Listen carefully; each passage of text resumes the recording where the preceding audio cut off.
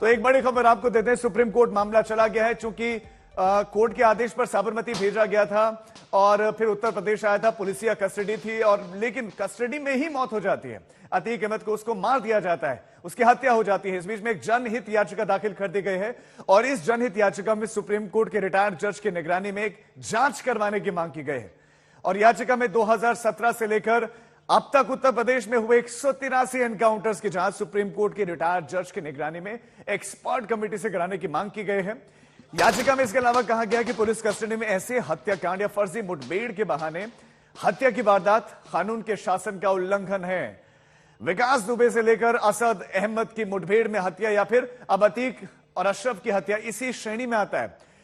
यह अराजकता लोकतंत्र के लिए गंभीर चुनौती है और पुलिस प्रशासन की एक्स्ट्रा जुडिशियल किलिंग की यह प्रवृत्ति लोकतंत्र के सिद्धांतों के खिलाफ है। तो सुप्रीम कोर्ट मामला पहुंच गया है और यह भी कहा गया कोर्ट में कि पुलिस को एक लोकतांत्रिक व्यवस्था में इस तरह खुद मनमाने तरीके से न्याय नहीं करना चाहिए।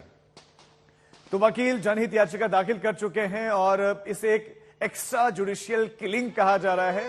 और बड़ी खबर आपको देते तो एसटीएफ का एक तरफ गठन हो गया तो दूसरी तरफ सुप्रीम कोर्ट में यह मामला पहुंच गया है।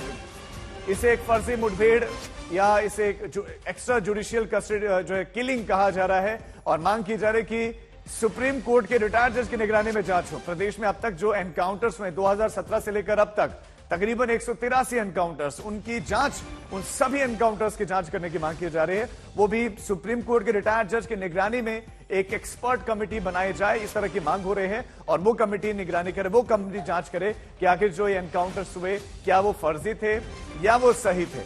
जो विकास दुबे हो या जो दूसरे एनकाउंटर्स हुए हैं, उन तमाम एनकाउंटर्स की नए सिरे से जांच, सही तरीके से जांच की मांग और वो भी जो पूर्व न्यायाधीश हैं उनकी निगरानी में। तो ये वो कातिल, तीनों कातिल जो अभी पुलिस की गिरफ्त में हैं, एक जख्मी भी बताया जा रहा है लेकिन पुलिस की गिरफ्त में है। और सुप्रीम कोर्ट के एक रिटायर्ड जज की निगरानी में अब एक जांच की मांग कर दी गई, एक जन याचिका दाखिल कर दी गई है। विकास दुबे से लेकर असद अहमद तक, अतीक और अशरफ की हत्याकांड में जो 3 मुख्य आरोपी हैं, पहला ये लवलेश तिवारी जिसने पहली गोली चलाई, ये पहले भी जेल जा चुका है और एक लड़की को इसने थप्पड़ मारा था। तकरीबन 5 से 6 दिन पहले ये बांधा भी गया था। परिवार वालों का कहना है कि इसकी प्रवृत्ति ही बिल्कुल उस तरह की थी और जब से पुलिस जेल गया था उसके बाद से हमने इसे एक तरीके से नाता तोड़ दिया था। दूसरा अरुण मौर्य, एक कासगंज का रहने वाला है, दूसरा कातिल है। ये 6 साल से घर से बाहर था। पहले पुलिस वाले की हत्या का इस पर आरोप है, पहले भी एक आरोप है, वो भी पुलिस वाले की हत्या का, मर्डर का आरोप है इस पर और जीआरपी थाने में इसने मर्डर किया था, ऐसा इस पर आरोप है। ये कासगंज का रहने वाला है, ये आरोपी नंबर 2 है। और तीसरा आरोपी हमीरपुर का रहने वाला ये शनि, और 14 से 15 मामलों में ये भी आरोपी है, यानी कि इनका एक आपराधिक इतिहास रहा है। और घर वालों ने कहा है कि ये घूमता फिरता रहता था। हमारे साथ श्वेता सिंह, जितेंद्र बहादुर सिंह हमारे संवाददाता लगातार बने हुए हैं। जितेंद्र, तीनों का ही आपराधिक इतिहास और क्या क्या इन्वेस्टिगेशन अब तक हुए इनके बारे में और क्या क्या जानकारियां मिली हैं?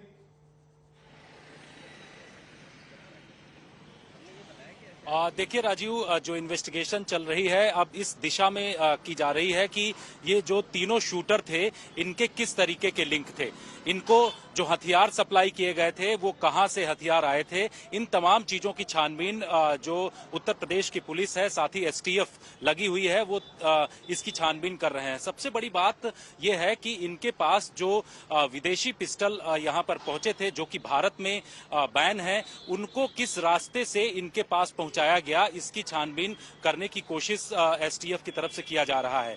और वहीं दूसरी तरफ ये पता लगाने की कोशिश की जा रही है कि क्या पीछे से कोई इनकी मदद कर रहा था। ऐसी जानकारी है कि कुछ लोग जो कासगंज है, इसके अलावा बांदा या फिर हमीरपुर से जुड़े हुए जो लोग हैं, उन लोगों की तलाश पुलिस की तरफ से इस वक्त की जा रही है और पुलिस छोटी छोटी जगहों पर इस वक्त छापेमारी कर रही है जिससे कि ये पता चले कि इनका लिंक किस तरीके से है। जो गैंगस्टर का नाम आ रहा है सुंदर भाटी का, उससे किस तरीके के सनी सिंह के लिंक हैं, उनकी तलाश की जा रही है। और जो दूसरी एजेंसियां गैंगस्टर केस में छानबीन कर रही हैं, उनसे भी मदद ली जाएगी, ऐसी जानकारी मिल रही है। तो इस तरीके के कदम बारीक इन्वेस्टिगेशन आप बता रहे हैं कि चल रहे हैं। जितेंद्र, लौटते हैं आपके पास, श्वेता भी हमारे साथ बने हुए। श्वेता, क्योंकि बहुत सारे आरोप लग रहे हैं, सारी उंगलियां उठ रही हैं प्रदेश की बीजेपी सरकार पर। अभी मुख्यमंत्री ने एक मीटिंग भी की है। क्या नाराजगी मुख्यमंत्री ने जाहिर की कि पुलिसिया कस्टडी में तकरीबन 19 पुलिसकर्मियों की मौजूदगी में कैसे ये 3 शूटर गोलियों से भून देते हैं दोनों ही अपराधियों को? क्या नाराजगी जाहिर की मुख्यमंत्री ने?